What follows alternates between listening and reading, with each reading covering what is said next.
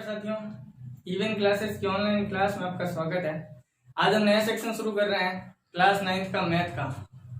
तो जैसा कि कोर्स चेंज हो चुका है, आप सबको पता ही है कि आरबीसी का कोर्स हट गया और एनसीईआरटी का कोर्स लग गया है। तो एनसीईआरटी की जो नई बुक्स आई है वो मार्केट में भी उपलब्ध है, आप चाहो तो जाकर खरीद सकते हो। इसमें मैथ की किताब में थोड़ा बहुत चेंजेस है, ज्यादा तो नहीं है। उस हिसाब से वैदिक गणित पूरी की पूरी हटा दी गई है। इसका मतलब क्या हुआ? वैदिक गणित हटाने का मतलब ये हुआ कि इस साल जो 9th में बच्चे हैं यानी कि आप लोग, उनको अगले साल 10वीं का कोर्स चेंज होगा। अगले साल जो कोर्स होगा वो चेंज होगा, ये तो पक्का फाइनल हो गया। क्यों हो गया? क्योंकि इस साल जो 9वीं से 10वीं में गए हैं, इस साल जो 9वीं से 10वीं में पढ़ कर गए हैं वो तो वैदिक गणित पढ़ कर गए, उनको वैदिक गणित का थोड़ा बहुत ज्ञान होगा।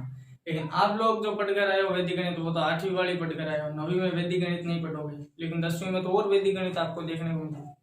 तो इससे इस प्रकार से अपने को एक हिंट मिल सकता है कि ये वैदिक गणित जिस प्रकार सरकार ने हटाई है यहाँ पर 9th क्लास में, इसके आधार पर हम कह सकते हैं कि अगले साल 10वीं में भी कोर्स चेंज होगा। सरकार के फैसले का 100% तो नहीं कह सकते हैं कि सरकार कोर्स चेंज करेगी, बाकी इस आधार पर मेरे को ऐसा लगता है, मेरा ऐसा अनुभव है कि अगले साल कोर्स चेंज होगा। अब यहाँ पर आज हम नए सेक्शन में चैप्टर 1 से चालू करेंगे, धीरे धीरे सारी क्लासें करेंगे, सारे चैप्टर करेंगे, पूरा कोर्स करेंगे। तो जिनको भी लगता हो कि ये चैनल उनके लिए उपयोगी है तो चैनल को सब्सक्राइब जरूर करें, तो जो आपके साथीगण हैं जितने भी, उनके साथ शेयर जरूर करें। आज हम चालू करने वाले हैं चैप्टर फर्स्ट, संख्या पद्धति के बारे में। ये जो संख्या पद्धति वाली प्रश्नावली है कक्षा 10 में भी आपके काम आने वाली है। तो यहाँ पर यदि हम बात करें कि संख्याएं होती क्या है, तो रियल संख्याएं यानी कि वास्तविक संख्याएं होती है। दुनिया में जितनी भी संख्या है वो सारी की सारी वास्तविक संख्याएं। वास्तविक संख्याएं जो होती है वो दो प्रकार की होती है, एक तो होती है परिमेय, एक होती है अपरिमेय। देखो यहाँ पर किस प्रकार से, सबसे पहले यदि हम संख्याओं की चर्चा करें तो जितनी भी संख्याएं होती है वो सारी की सारी कैसी संख्याएं हैं?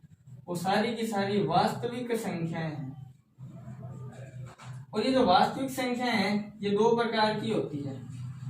कौन कौन सी होती है? परिमेय संख्या और अपरिमेय संख्या। ये दो प्रकार की होती है, एक होती है परिमेय संख्या और एक होती है अपरिमेय संख्या। अब यहाँ पर यदि हम बात करें कि परिमेय संख्या में कौन कौन सी संख्याएं आती है और अपरिमेय संख्या में कौन कौन सी संख्याएं आती है, तो यहाँ पर अपना जो टॉपिक रहेगा वो परिमेय और अपरिमेय के बारे में सीखना रहेगा। वैसे हमने 8वीं क्लास में इसके बारे में थोड़ा बहुत नॉलेज देखा है कि परिमेय और अपरिमेय क्या होती है। नॉर्मल जो परिमेय संख्या है वो अपने को रटनी पड़ती है। क्या रटनी पड़ती है? कि परिमेय संख्या किसको कहते हैं? जिसको P/Q के रूप में लिखा जाता है और जहाँ Q का मान 0 नहीं होता, बस वो परिमेय संख्या है। अब इसकी परिभाषा तो याद कर ली, लेकिन आज तक समझ नहीं पाए कि परिमेय संख्या होती क्या है। तो यहाँ पर हम समझेंगे, एकदम कंसेप्ट क्लियर करेंगे, यानी कि आपका जो आज तक का कंसेप्ट क्लियर नहीं हो पाया परिमेय संख्या और अपरिमेय संख्या के प्रति, वो आज क्लियर होने वाला है। अब देखो यहाँ पर किस प्रकार से, यहाँ पर यदि हम बात करें सबसे पहले परिमेय संख्या की, परिमेय संख्या क्या होती है, तो परिमेय संख्याओं के अंदर कौन कौन सी संख्याएं आती है। यदि हम इसको एक उदाहरण के तौर पर समझें, सबसे पहले हम परिमेय के बारे में बात करेंगे, उसके बाद में अपरिमेय के बारे में बात करेंगे। इस परिमेय संख्याओं को उदाहरण के तौर पर यदि हम समझें तो इस परिमेय संख्या को जानने से पहले अपने को उनसे छोटी जो कुछ संख्याएं होती है उनके बारे में जानना जरूरी है। जैसे परिमेय संख्याओं के अंदर ये सारी संख्याएं आती है, प्राकृत संख्या, सारी प्राकृत, जितनी भी प्राकृत संख्या है वो सारी की सारी परिमेय है। जितनी भी पूर्ण संख्या है वो सारी की सारी परिमेय संख्या है। जितनी भी पूर्णांक संख्या है वो सारी की सारी क्या है? परिमेय संख्या है। अब ये जो 3 बार टॉपिक है अपने पास, प्राकृत, पूर्ण और पूर्णांक, ये किसको कहते हैं? यहाँ पर सबसे ज्यादा, क्योंकि कक्षा 5 में, 6 में, 7 में सब में अपने को सिखाया जाता है कि प्राकृत संख्या क्या होती है, पूर्ण क्या होती है, पूर्णांक क्या होती है। फिर भी कभी भी कंसेप्ट क्लियर नहीं हुआ है, आते हैं बड़ी क्लास में भूल जाता है, पता नहीं लगता कि पूर्ण पूर्णांक क्या होती है। तो सीधा प्रश्नावली शुरू करने से पहले इनके बारे में कुछ जानकारी आवश्यक है अपने लिए। अब परिमेय संख्याओं के अंदर ये सारी संख्याएं आती है, ये जितनी भी संख्या है सभी संख्याओं को मिलाकर परिमेय संख्याएं बनती है। यहाँ तक बात क्लियर होती है। अब यहाँ पर बात करें कि प्राकृत संख्या या पूर्ण संख्या या पूर्णांक संख्या किसको कहते हैं, उसके बारे में यदि हम बात करें तो सबसे पहले हम देखते हैं कि हमने एक संख्या रेखा ली। हमने क्या किया, सबसे पहला हमने उदाहरण लिया, यहाँ पर हम लेंगे एक संख्या रेखा ली हमने सीधी। अपरिमेय संख्या के बाद अभी हम बात कर रहे हैं परिमेय संख्या के बारे में। यहाँ पर अपने को पता है कि संख्या रेखा के बीच वाला जो बिंदु होता है वो 0 होता है। इधर जितनी भी होती है वो सारी की सारी क्या होती है? ऋणात्मक। यानी कि इधर जितनी भी संख्या होगी वो सारी की सारी माइनस की होगी, जैसे -1 -2 वो सारी की सारी ऋणात्मक। इधर की जितनी भी होगी वो सारी की सारी क्या होगी, धनात्मक संख्याएं होगी, यानी कि प्लस वाली संख्याएं होगी। तो एक व्यक्ति था, हम उदाहरण लेते हैं, एक व्यक्ति था, उसने क्या किया, संख्या रेखा, वो व्यक्ति संख्या रेखा पर खड़ा था। ऐसे कोई व्यक्ति बना लेते हैं हम, ये कोई व्यक्ति था तो संख्या रेखा पर खड़ा था। और जब ये व्यक्ति संख्या रेखा पर खड़ा है और इसके हाथ में हम मान लेते हैं कि एक थैला है, क्या एक थैला है, इस प्रकार का एक थैला पकड़ रखा है इस व्यक्ति ने, और इसने क्या किया, संख्या रेखा पर जितनी भी संख्याएं हैं उन सारों को इन थैले में डालना चालू किया। किन संख्याओं को थैले में डाला, तो सबसे पहले ये अपनी दाईं ओर चला, ये 0 पर खड़ा था, ये 0 पर खड़ा था, और सबसे पहले ये अपनी दाईं ओर चला, यानी कि इधर की ओर चलना प्रारंभ किया, इस संख्या रेखा पर इधर की ओर चलना प्रारंभ किया। और उसने क्या किया, 1 से स्टार्ट किया, पहले 1 को इस थैले में डाला, फिर 2 को इस थैले में डाला, फिर 3 को इस थैले में डाला। इस प्रकार से जितनी 1 से आगे जितनी भी संख्याएं थी, 1 2 3 4 5 हजार अनंत तक, 1 से लेकर जितनी भी प्लस वाली संख्याएं थी, चालू 1 से किया, ये अच्छी तरीके से समझना। वो सारी की सारी संख्याएं उसने थैले में डाल ली, और थैले में डालकर इस थैले को पैक करके यहाँ पर रख दिया, इस थैले को पैक करके यहाँ पर रख दिया। इस व्यक्ति ने थैला भर लिया, थैले में जो संख्याएं थी वो कहां से कहां तक थी, वो थी 1 से लेकर अनंत तक, यानी कि 1 से लेकर अनंत तक कितनी भी संख्या हो सकती है, लेकिन वो सारी की सारी धनात्मक थी, उसमें 0 नहीं था, ये भी अच्छी तरीके से समझ लेना। तो ये जो सारी संख्याएं थी जिसमें वो थैले में डाल रहा था, ये सारी संख्याएं क्या कहलाई, ये सारी की सारी संख्याएं प्राकृत संख्याएं कहलाई। क्या कहलाई, प्राकृत संख्याएं। यानी कि पहली बात अपने को समझ में आ गई कि प्राकृत संख्या 1 से चालू होती है। यहाँ पर अपने को पहली बात ध्यान में क्या आई कि प्राकृत संख्या 1 से चालू होती है। अब यहाँ पर यदि हम बात करें कि जैसे ये व्यक्ति सारी संख्याओं को डालता है अपने थैले के अंदर, और जैसे ही अपनी बाईं ओर घूमता है, अब इसने क्या किया, जैसे इस थैले को भरकर छोड़ दिया, अब ये क्या किया, जैसे ये बाईं ओर घुमा, जैसे ये अपने बाईं ओर घुमा, तो इस 0 को भी इस थैले में डाल दिया, इस 0 को भी क्या किया, साथ में इस थैले में डाल लिया। अब जैसे इस 0 को भी इस थैले में डाला तो कौन सी संख्याएं बन गई, वो बन गई पूर्ण संख्याएं। कौन सी संख्याएं बन गई, पूर्ण संख्याएं। यानी कि यदि हम दूसरे थैले की बात करें तो उसने दूसरा थैला चूज किया, ये संख्याएं तो उसमें डाली हुई थी, यानी कि ये वाला थैला जो था इसमें ये संख्याएं तो सारी डाली हुई थी, उसने क्या किया, इसमें 0 और डाल दिया। क्या डाल दिया, इसमें इस थैले में 0 और डाल दिया, और जैसे ही इसमें 0 डाला तो ये कौन सी संख्याएं बन गई, ये बन गई अपने पास पूर्ण संख्याएं। कौन सी संख्याएं बन गई, पूर्ण संख्याएं।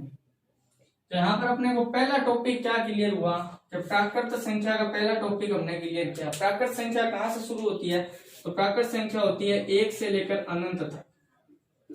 ये सारी की सारी क्या है, प्राकृत संख्या है। पूर्ण संख्या 0 से शुरू होती है, 0 से अनंत तक। यहाँ तक बात 2 के कारण क्लियर होगी। 1 से लेकर अनंत तक प्राकृत संख्या है और 0 से लेकर अनंत तक पूर्ण संख्या है, लेकिन सारी की सारी प्लस वाली यानी कि धनात्मक है। ये चीज अपने को ध्यान में रखनी है। अब यहाँ पर अब यदि हम दूसरी संख्या रेखा की बात करें, दूसरी संख्या रेखा ली हमने, एकदम ये संख्या रेखा ले ली, इधर की ओर सारी धनात्मक संख्या है, 0 1 2 3, इधर ये सारी की सारी कैसी है, ऋणात्मक है। ये व्यक्ति यहीं खड़ा है वापस, और इसके हाथ में वही थैला है, तो पूर्ण संख्याओं वाला थैला था ना, वो वापस ये उठा के लेके आया। जो भी पूर्ण संख्याओं वाला जो थैला था वो वापस ये उठा के लेकर आया, और इस थैले में क्या किया, इस 0 से इधर वाली सारी संख्याएं तो डाल रखी थी इसने। अब इसने क्या किया, अपने बाईं ओर चलना शुरू किया, यानी कि इधर की ओर चलना चालू कर दिया। जैसे ही इधर की ओर चला तो ये जितनी भी ऋणात्मक वाली संख्याएं थी, कितनी भी जाती है ऋणात्मक वाली जितनी भी संख्याएं जाती है, उन सारी संख्याओं को लेना चालू कर दिया। समझ में आ रही है बात। ये जो थैला लेकर आया है वो पूर्ण संख्याओं वाला थैला है, यानी कि 0 से अनंत तक संख्याएं पहले से इसमें डाली हुई है, लेकिन और संख्याएं डालने के लिए इसने अपनी बाईं ओर चलना चालू किया, और ये जितनी भी ऋणात्मक वाली संख्याएं थी वो भी सारी की सारी इस थैले में डाल ली।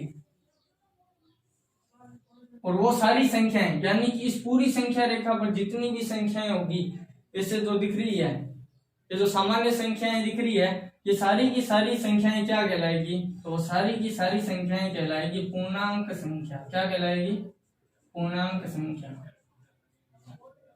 अब ये पूर्णांक संख्या है, देखो इसका अगर संधि विच्छेद करें पूर्णांक का तो पूर्ण प्लस अंक, पूर्ण है जिनमें अंक वो कहलाती है पूर्णांक संख्या, यानी कि जिसमें पूरे अंक आते हैं, माइनस वाले भी आते हैं, प्लस वाले भी आते हैं और जीरो भी आता है।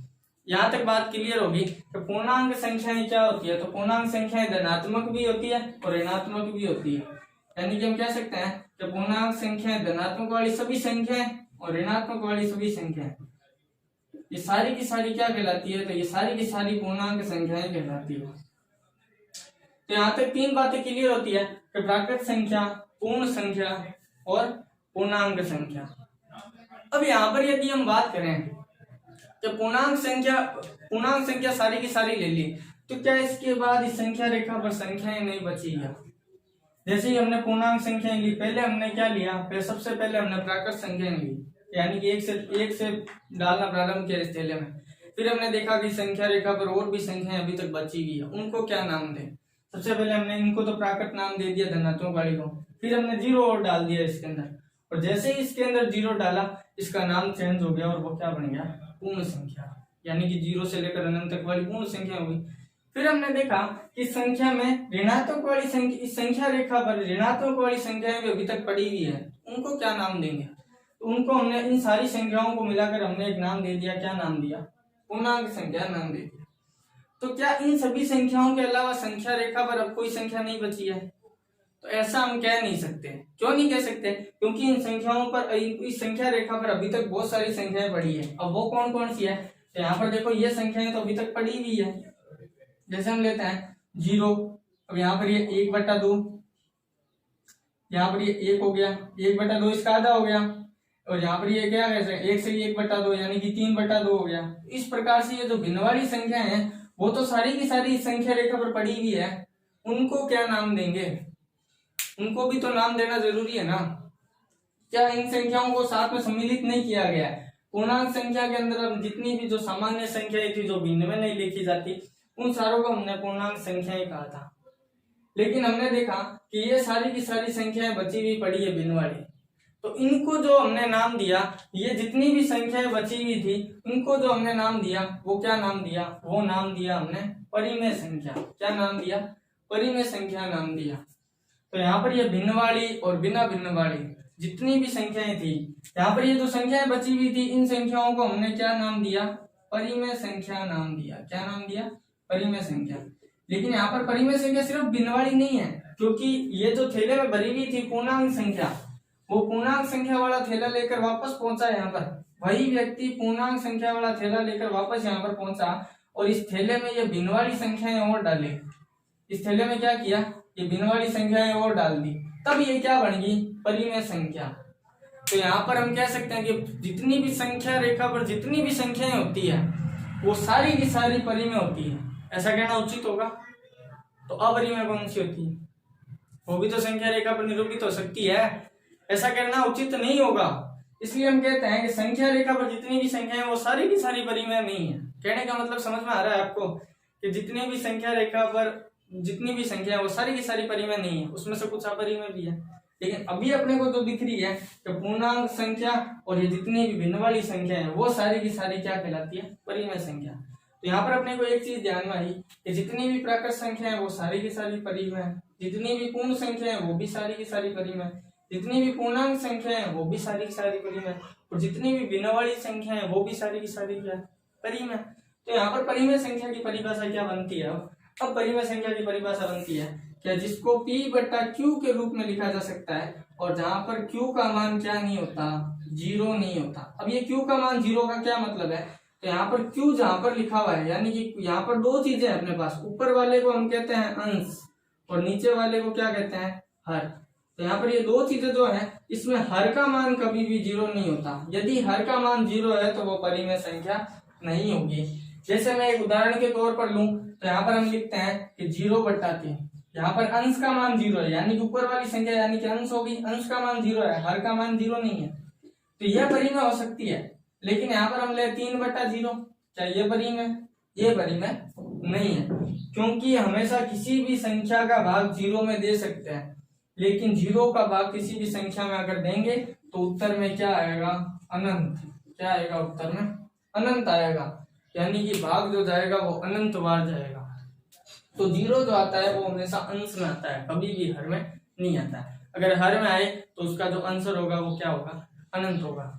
यहाँ तक परिमेय संख्या वाली बात मेरे हिसाब से आपको समझ में आ गई होगी कि परिमेय संख्या किसको कहेंगे। और प्राकृत, पूर्ण और पूर्णांक के बारे में भी आपका कंसेप्ट क्लियर हुआ होगा कि किस प्रकार से प्राकृत संख्याएं होती है, पूर्ण संख्याएं होती है और पूर्णांक संख्याएं होती है।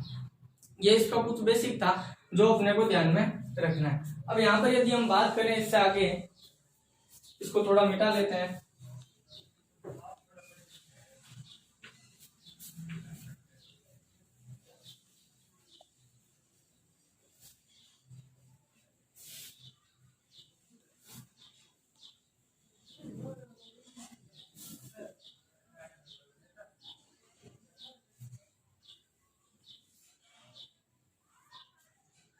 हमने क्या देखा कि संख्या रेखा पर जो उपस्थित जितनी भी पूर्णांक है वो सारी की सारी परिमेय है, और उसके अलावा भिन्न वाली जो संख्या है वो भी सारी की सारी क्या कहलाती है, परिमेय कहलाती है। अब यदि हम चर्चा करें अपरिमेय के बारे में, तो अपरिमेय संख्या किसको कहेंगे। अपरिमेय में नॉर्मल आपको क्या याद रखना है कि पाई एक अपरिमेय संख्या है। पाई का जो मान है 22/7, ये तो परिमेय है। ये पाई का जो मान है 22/7 वो तो परिमेय होगा, लेकिन पाई खुद एक अपरिमेय संख्या है। ये चीज अपने को ध्यान में रखनी है, क्योंकि पाई का जो मान है वो असीमित है और इतनी जड़ी किताब लिखी गई है पाई के मान पर, जो आप लिखते हो 3.14 ये डैश डैश डैश करके, यानी कि मैं जो नाम देते हो पाई का वो 3.14 ही होता है मान। लेकिन यहाँ पर यदि 22/7 पूछ ले तो ये परिमेय क्यों है, क्योंकि इसको p/q के रूप में लिख सकते हैं। जब इसको p/q के रूप में लिख सकते हैं तो ये परिमेय हुई। लेकिन यहाँ पर पाई का जो मान होता है वो एकदम असीमित होता है, यानी कि अशांत और आवर्ती होता है। अब ये अशांत और आवर्ती क्या होता है ये अभी आपको समझ में नहीं आएगा, आगे हम बात करेंगे इसी प्रश्नावली के अंदर, तब आपको समझ में आएगा। तो यहाँ पर 22/7 पाई का जो मान होगा वो तो परिमेय कहलाएगा। तो यहाँ पर यदि हम बात करें परिमेय और अपरिमेय के बारे में, अपरिमेय यानी कि पाई का जो मान है वो क्या होगा, पाई का मान अपरिमेय होगा। और जितनी भी अपूर्ण वर्ग संख्याएं यानी कि जिनका पूरा पूरा वर्गमूल नहीं निकलता है वो सारी की सारी क्या कहलाएगी, अपरिमेय कहलाएगी। अब कैसे कहलाएगी, तो यहाँ पर देखो, जैसे मैं कहूं कि 4 का वर्गमूल, तो आपको सबको पता है 4 का वर्गमूल कितना होता है, 2। तो ये एक पूर्ण वर्ग संख्या है, यानी कि इसका पूरा पूरा वर्गमूल निकलता है, इसको पूर्ण वर्ग संख्या कहेंगे। तो ये परिमेय में जाएगी। लेकिन यही मैं यहाँ पर लिख दूं √3 का वर्गमूल क्या होगा, निकलेगा ही नहीं, मतलब अशांत में जाएगा। तो ये एक अपूर्ण वर्ग संख्या है, जानना वाली बात ही नहीं है। जैसे हम कह सकते हैं √5, जैसे हम कह सकते हैं √7, √8, ये सारी की सारी क्या है, तो ये सारी की सारी अपरिमेय संख्या है।